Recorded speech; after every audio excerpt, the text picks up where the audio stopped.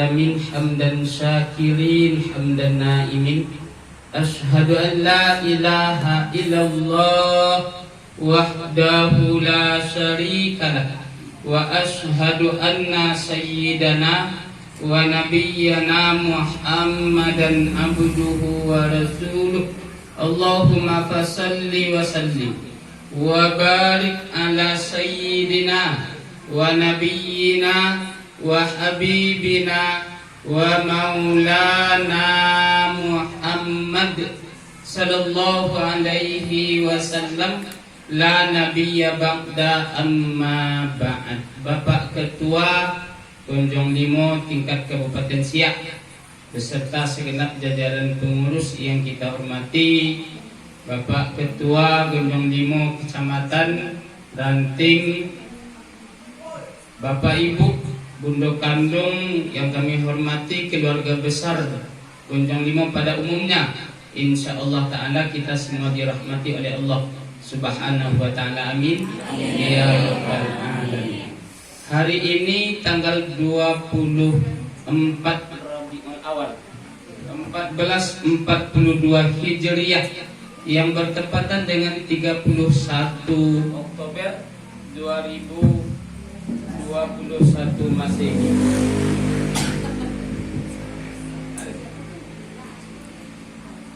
Baiklah, pada hari ini kita ingin mencoba berbicara tentang mauludnya Nabi besar kita Muhammad sallallahu alaihi wasallam.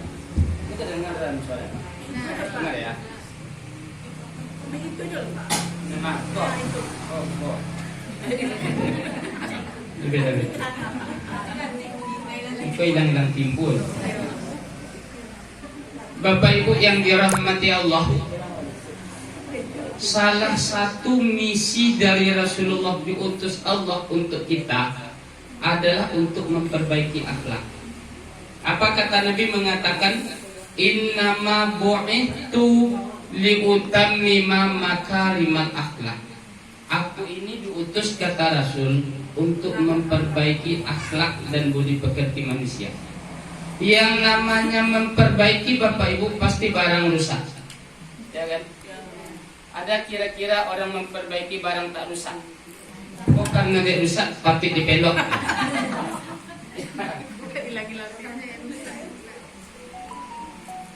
Yang namanya memperbaiki pasti barang rusak Bapak Ibu. Memang pasti dipeloknya. Kedua-duanya.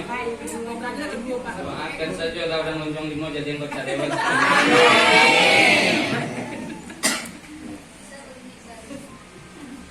Jadi Bapak Ibu, kalau dibilang Rasul saya ini untuk memperbaiki akhlak, berarti pada dasarnya akhlak manusia itu rusak. Ya betul. Pada dasarnya Bapak Ibu, akhlak manusia itu condong kepada yang buruk. Bukan saya yang bilang Bapak Ibu, Allah yang ceritakan. Lihat keterangan Allah di surah Al-Baqarah tentang dialog Allah dengan malaikat untuk menciptakan Nabi Adam. Apa kata Allah mengatakan? Wa idh qala rabbuka lil malaikah. Ingatlah hai Muhammad ketika Rabbmu berkata kepada malaikat di surga. Apa kata Allah mengatakan? Inni ja'ilun fil ardi khalifah. Wahai malaikat, kata Allah, aku mau bikin khalifah di muka bumi. Adam, anak cucu cicitnya Bani Adam. Tak setuju malaikat kita ini dibuat baru. Apa kata malaikat mengatakan tak setuju? Qalu ataj'alu fiha may yufsidu fiha wa yasfikud dima. Dua alasan malaikat mengungkapkan tak setujunya. Malaikat menjawab, kata malaikat, ataj'alu fiha may yufsidu fiha. Ya Allah, apakah engkau ingin membuat makhluk yang buat rusak di muka bumi? Jadi dituduh malaikat kita ini buat rusak nih baik. Iya, prediksi malaikat itu manusia itu buat rusak. Yang kedua alasan malaikat apa? Wa yasfikud dima, menumpahkan darah, bunuh-bunuhan. Nah, ini yang baru terjadi di Jalan Ahmad Jebat. Dewek terjadi samsat, ya kan? Diperkosa, dibunuh. Iya, prediksi malaikat tentang kita memang seperti itu. Makanya malaikat tak setuju kita dibuat. Manusia tuh buat rusak, manusia tuh bunuh-bunuhan katanya. Cuma di ujung ayat Allah batalkan jabatan malaikat. Apa kata Allah? Ini a'lamu ma la ta'lamun. Kalau soal itu hai malaikat, aku lebih tahu dari kalian, kata. Apa maksudnya? Aku akan utus kepada mereka rasul untuk memperbaiki mereka. Siapa yang taat di antara mereka, ku masukkan ke surga. Siapa yang maksiat di antara mereka, ku bakar di neraka. Jadi kita ini Bapak Ibu selamat dari dua penyakit yang dibilang malaikat tadi karena rasul. Kalau tidaklah karena diutus rasul, oh mungkin tak ada manusia yang selamat dari dua prediksi. Sedangkan sudah diutus rasul, masih terjadi apa yang dibilang malaikat. Kita lihat sedikit demi sedikit dari dua perangai manusia yang malaikat tak setuju tentang kita. Yang pertama, apa kata malaikat tadi? Yufsidu fiha, manusia tuh buat rusak katanya. Kenapa malaikat memprediksi kita buat rusak? Karena manusia diciptakan punya nafsu. Nafsu inilah yang buat rusak. Innan nafsa la amaratun bisu. Nafsu itu condongnya memang kepada yang buruk. Kadang Pak, laki-laki sudah punya bini halal, pilihan dia 3 tahun pacaran sama bini. Tapi entah kenapa pula bini orang nampak. Itulah nafsu. Laki perempuan Bu kadang sudah punya laki halal, tapi entah kenapa laki orang tidak yang nampak. Gara-gara laki-laki menengok bini orang, perempuan menengok laki orang, terjadilah yang namanya selingkuh. Ya kan? Itu kan rusak. Apa yang rusak karena perangai selingkuh? Rumah tangga rusak. Iya, rumah tangga pasti rusak. Apa yang rusak gara-gara selingkuh? Garis keturunan rusak, nasab. Anak di luar nikah itu Bapak Ibu tidak ada nasab. Jadi kalau ada Bapak Ibu acara minta doa, kita yasinan, itu minta doa di ujung yasinan ke Ustadz, ditulis nama di sana, nama ayah, ayah dari ayah, nama ibu, ayah dari ibu, nama bapak mertua, ayah dari bapak mertua, nama ibu mertua, ayah dari ibu mertua, nama nenek, tak tahu nama ayah nenek. Biasanya kita kan bikin nama nenek lu bin Adam. Sebetulnya bukan seperti itu kan. Nah, ketika seseorang tidak diketahui ayahnya, maka yang dibuat itu adalah bin Hawa. Siapa nama kakek kita umpamanya? Pulan bin Hawa. Siapa nama nenek kita? Pulana binti Hawa. Kenapa tidak Adam? Sebab bapak ibu tidak semua orang punya ayah yang diakui. Tapi semua orang pasti punya ibu. Kalau tidak ada ibunya di mana? Ini kada iya kan? Maka anak di luar nikah dibangsakan kepada ibu. Jadi kita bukan menuduh orang itu tidak diakui ayahnya, tidak. Cuma karena tidak diketahui ayahnya, yang dipanggil adalah Hawa. Jadi bukan Pulan bin Adam dah, bukan Pulana binti Adam, tidak. Pulan bin Hawa, Pulana binti Hawa. Begitulah rusaknya nasab ketika orang berbuat sesuai nafsu.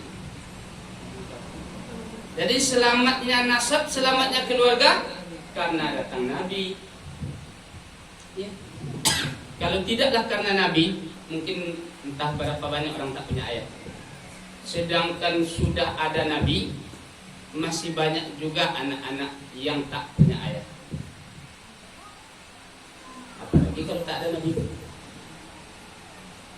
Nafsu Bapak Ibu. Apa penyakit nafsu yang paling parah? Penyakit nafsu yang paling parah itu namanya al-hirs, serakah. Kalau bahasa orang kampung kaminya congok. Itu orang pikumbu congok tu nak. Lobo, tamak, rakus. Ya. Serakah itu penyakit nafsu. Apa kata Nabi? Manusia belum akan berhenti dari serakah sebelum tanah mengisi mulut mereka. Maksudnya apa? Mati jobek serakah itu mati. Begitu serakah manusia. Dan serakah ini buat rusak Bapak Ibu. Apa kata Allah? Zaharal fasadu fil barri wal bahri bima kasabat aydin nas. Munculnya kerusakan di daratan dan di lautan itu ulah tangan manusia. Manusia yang mana? Manusia yang serakah. Kalau kini bukan daratan dan lautan saja yang rusak Bapak Ibu, kalender pun satu rusak. Iya. Kalender pun ikut rusak gara-gara orang serakah. Kalau dulu waktu sekolah setampak tanggal merah kadang menati. Libur. Kalau kini merah enggak libur. Hitam libur. Kan kalender pun ikut rusak gara-gara serakah. Apa tak ada umat Islam di atas sana yang bilang ini merah bukan masalah libur tak libur, ini merah masalahnya hari besar Islam, kan gitu. Tapi kenapa tak ada yang ngomong? Mulut kalau lah penuh dia imam tak bisa mengecek.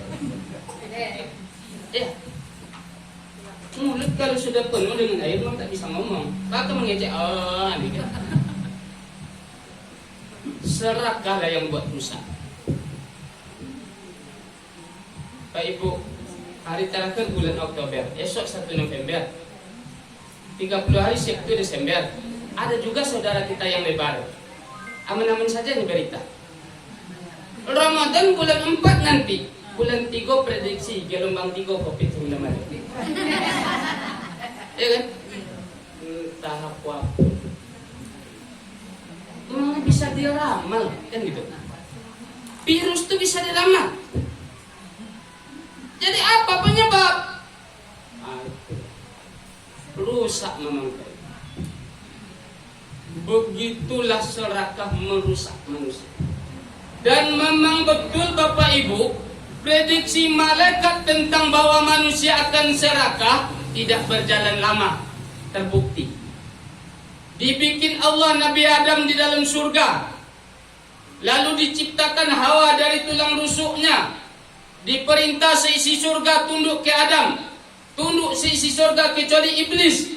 Iblis diponis kafir. Akhirnya iblis sakit hati, digodanya Nabi Adam.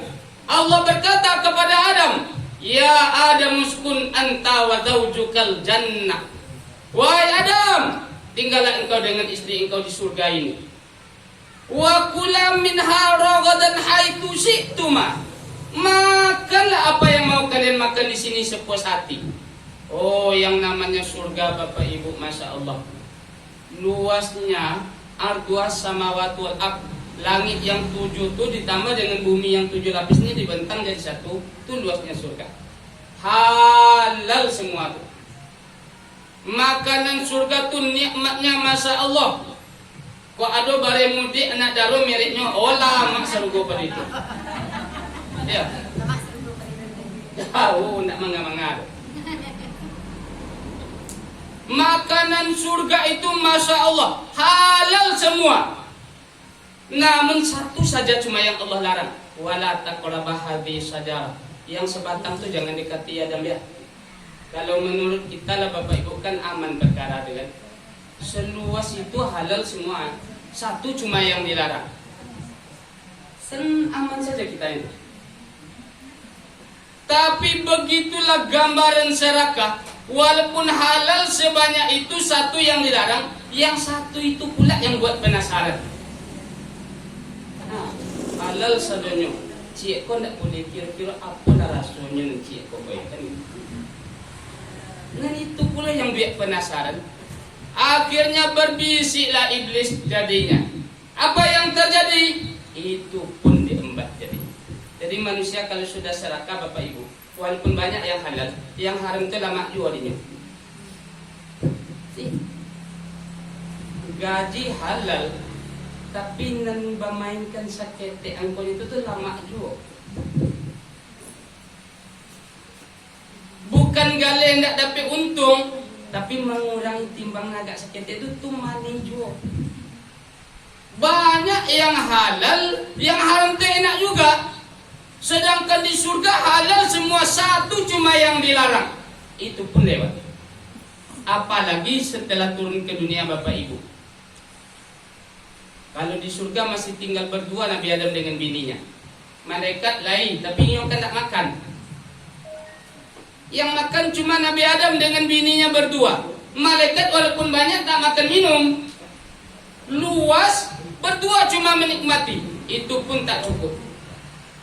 Apalagi setelah turun ke bumi, miliaran manusia. Yang halal banyak, yang haram banyak juga. Apa tidak lewat di kawan yang haram tadi. Makanya kini Bapak Ibu, ayam dan kambing mungkin satu heran menjadi manusia barangkali aku. Iya. Apa kata induk ayam ke kawannya, Kak? Cobalah cerita. Kalau dulu nenek awak tandunya yang dijual orang gitu. Kalau awak inilah jual awak menjual orang. Iya. Tai ayam pun lewat oleh orang sekarang. Happy ngatur dunia. Yang penting bernilai uang. Padahal menjual najis hukumnya haram. Iya, menjual najis hukumnya haram. Cuma kawan kan cari alasan. Kok tidak menjual si ayam dia Ustaz? Kok engkau soto dari Pikumbo kemari makan? Tidak, itu kebetulan contoh dari orang Pikumbo saja.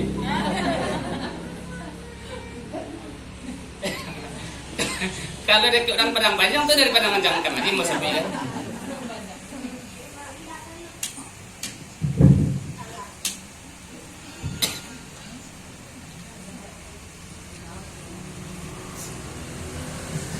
Mau beralasan kita silahkan beralasan. Hari ini bisa, tapi di hadapan Allah al-yauma nakhtimu ala afwahihim, mulut sudah dikunci. Gak bisa buat alasan. Hari ini kambing pun heran dengan orang baik. Iya, kambing itu semuanya lewat dijual orang. Kencingnya pun dijual orang sekarang. Amba pernah mencari kambing akikah Pak. Rupanya kambing akikah tuh kini kandangnya lah panggung. Kalau dulu rumah panggung di bawahnya kambing kan tanah saja, paling-paling kok dingin benar kambing ada aja papan sibiran kayu. Kalau sekarang kandang kambing panggung Pak, di bawahnya dicor pula miring dikit. Itu apa? Ada paritnya, penampung kencingnya. Nampak oleh saya berjeregen-jeregen itu. Apa nih Mas? Kencing kambing Mas kata. Awak orang Padang Panjang nih Bang Mas, lo kawak bibialah.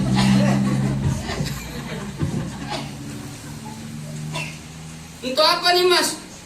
Ini mantap pupuk sawit gitu. Berapa pula mainnya sejaregen nih Mas? 20.000 gitu. Sejaregen di Modika tuh 20.000. Apa ndak eren kambing? Juk karei wak jadi piti dodang kan.